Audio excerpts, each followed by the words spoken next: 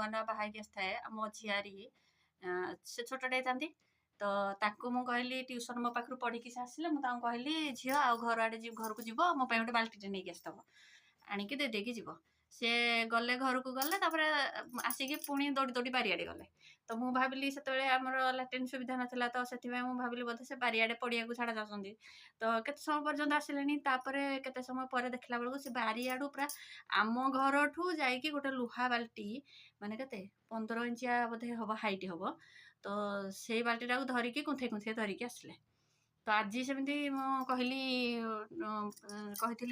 ତା ବାପାଙ୍କୁ ଯେ ପାଣି ବୋତଲ ପଠେଇଦବ ପାଣି ନାହିଁ ତ ସେଠୁ କେଣ୍ଟରୁ ମାନେ ଯେଉଁ ଅଛନ୍ତି ସମସ୍ତେ ମାନେ ଭାଇ ଘର ହେରିକା ତାଙ୍କଠୁ କେଣ୍ଟରୁ ଆସିବ ନହେଲେ ଆମ ଘରୁ କେଣ୍ଟରୁ ପାଣି ଆସିବ ତ ସେ ଯାଇକି ଚାଚାଙ୍କୁ କହିଲେ ମାନେ ମୋ ଦିଅରକୁ କହିଲେ ସାନ